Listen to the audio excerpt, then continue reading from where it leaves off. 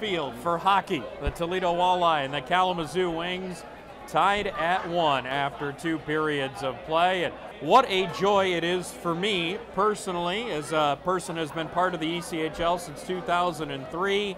And, you know, to have on the set with us here, he was our honorary captain. We talked about it in the pregame show. One of the guys that has been part of the ECHL since the inception, Pat Kelly. Pat, take me back. When this league got started, you believe we would ever be at a situation where we're playing outdoor hockey in this league? Never, never. Not even thinking we'd have this many teams. Yeah. I remember Mr. Brabham, who was the gentleman that wanted the Heavy League, and we named the Brabham Cup after him. Right.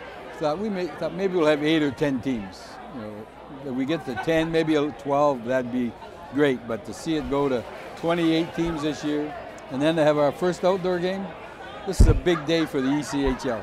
Yeah, it really is. Your thoughts on Toledo hosting this and the job that they have done to get this ready? Toledo is probably right in line with the Hershey Bears and the Springfield Indians of the American League for the number of years they've been in minor league hockey. I played against Toledo in 1958 when I was with the Troy Bruins, and they were in before that in the different leagues. So it looks like they've bought into this outdoor game, and as hockey fans, they're probably as good hockey fans as there is in North America, in this Toledo area. Over 11,000 folks here packing this facility here for an outdoor hockey game. I can't even believe it myself, just thinking back to when I started in 2003 that we would ever be to this, let alone to see a new building here in Toledo and all the great support. Yeah, well, there's no doubt. This is a hockey town. Toledo's always been a hockey town for many years. Now, I got to tell you something. I was out there, this morning. So were you. You jumped out on the ice after the Kalamazoo Wings got done with their pregame skate. You look like a young man, a kid in a candy store, enjoying this outdoor rink. So many good memories went back through my mind that what I've done as a kid. You know, I hadn't skated outdoors since I was 15 years old. So today, what a thrill. It was not artificial ice, but it was still outdoors. And to see the memories floating back into my mind, it was a thrill. What do you see as kind of the future of this league? I mean, are we hoping to get to 30 teams? Are we hoping to kind of even grow bigger? No, because you got 30 National League teams, you have 30 American League teams. We'd love to get to 30 now. Each National League team can have 2 farm teams, one in the American League and one in the ECHL. And that's our goal right now, to get to the 30-30-30. And I think it's very possible in the future, very quickly. I got to tell you, it would be very similar to what we see here at Fifth Third Field during the summer with the Toledo Mud Hens being the AAA affiliate of the Detroit Tigers and the Erie Sea Wolves in AA, and kind of the same structure as baseball, right? Yeah. Well, I think the Charlotte Knights stole your blueprints for this park, because they opened one this past summer in Charlotte for AAA baseball, and it's a beautiful park, something like this one. Yeah, it looks very similar from what I've heard. You can stand at home plate and see downtown Charlotte. And I heard they did over about 700,000 people this year. It broke some records in minor league baseball. Now, the neat thing about what we're doing here is we have the second game as well. You get the Fort Wayne Comets to come in. I mean, Toledo and Kalamazoo, this has been a great rivalry each and every year. We've played this team at least 13 times every year. I mean, these two go head-to-head all the time.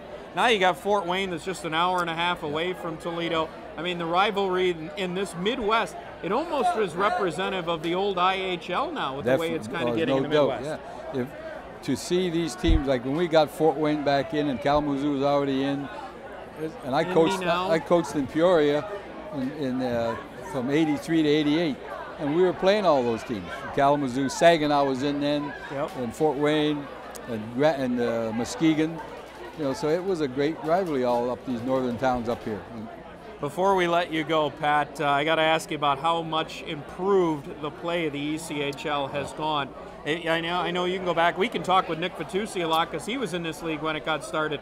But I mean, your thoughts on seeing the way how much the level of play in this league has increased? Since the first year, it's night and day.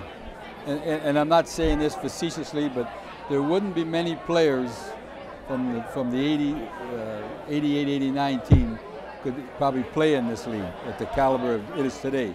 But back then they were good hockey players as far as we felt, and to make that 5-team league it was great for those boys. And Nick Vitucci is the third oldest, not oldest as years, as age, but as old as for a number of years in the league. He come in December of '88. The Winston-Salem Thunderbirds were 5th. He put them in 4th place. The goaltender himself, he made the difference on that team, and they ended up winning the first Riley Cup in '88, '89. And Joe Ernst, the gentleman who does our officiating, he's the head of the officiating, he's the next oldest. He's been around 24 years. And then myself with the 27 years. So it's been fun for all of us. And Joe, by the way, will be officiating our alumni game this coming week against the Fort Wayne Comets. Mr. Kelly, it's great to see you. Matt, thanks so much for coming up here and join us. Thanks for coming into Toledo. Hopefully we see you again in the springtime, because that would mean a long playoff run. It would be fun to give Toledo the Kelly Cup. And they need, this is a big year for them. I haven't seen them play outside of tonight, but everybody tells me they got a well-improved hockey team. Yeah, and we'll probably see you at some point down south. We definitely. usually do. Oh, yes, definitely. At some point during the year, in which I'll have you on our radio broadcast as well. It'd be my pleasure. Mr. Kelly, great to see you, buddy. Thank you. Thanks Always so much for taking the time, and stay with us. We've got more to show you from the sights and sounds here at Winterfest.